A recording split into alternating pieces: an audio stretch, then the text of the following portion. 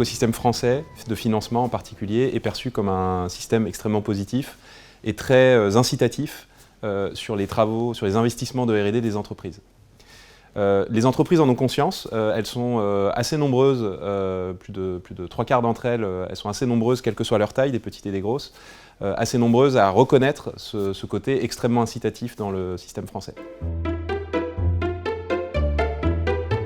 Le système de financement privé semble plus facile d'accès que le système de financement public. Or, lorsqu'on regarde les difficultés à lever de certaines entreprises, en réalité, ça ne devrait pas être le cas. Donc ça dénote une forme de complexité, une forme d'autocensure peut-être pour certaines entreprises à aller chercher ces dispositifs. Beaucoup d'entre elles s'expriment en disant qu'elles autofinancent leur R&D, ce qui est assez étrange lorsqu'on a un package de dispositifs aussi large et aussi incitatif qu'en France. Mais en tous les cas, effectivement, elles expriment un réel besoin d'être accompagnées, d'être épaulées, en particulier sur le dispositif CIR qui est en interface avec l'administration fiscale. Ce qu'on observe dans cette étude, c'est que premièrement, les entreprises n'ont pas désinvesti en R&D en 2020. Ce qui était assez surprenant parce qu'on aurait pu s'attendre à un recul sur ce sujet qui parfois passe au second plan. Mais en tous les cas, elles continuent à investir. Certains programmes, semble-t-il, ont été retardés, voire remplacés en fait, par d'autres sujets. Mais en tous les cas, le désinvestissement massif qui aurait pu être attendu n'a pas eu lieu. Ce qui apparaît en revanche dans cette étude, c'est une orientation assez forte des entreprises sur deux thèmes clés qui ont été, pour l'un, poussés vraiment par cette crise Covid, qui est en fait celui de la transformation digitale et de l'usage des outils digitaux, qui aujourd'hui est un sujet au premier plan pour les entreprises.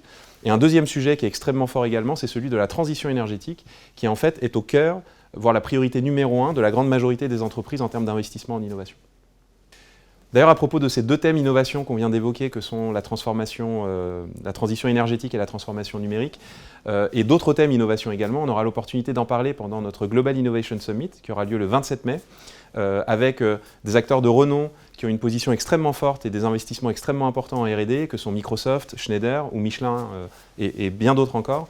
Alors retrouvez-nous pendant cet événement parce qu'on aura vraiment l'occasion d'en discuter avec eux et de décortiquer en fait l'ensemble de ces sujets.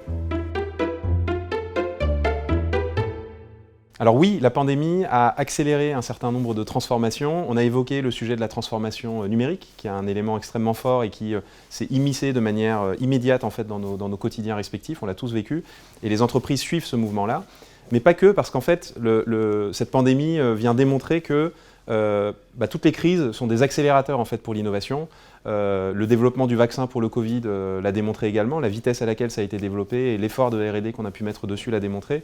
Et donc effectivement, on a à parier en fait que cette crise va être un accélérateur d'innovation, elle a déjà commencé à l'être. Et à la sortie de cette crise, il est très probable que les acteurs qui auront le plus intelligemment et le plus investi dans l'innovation et la R&D seront ceux qui sortiront les plus forts en fait, de cette crise.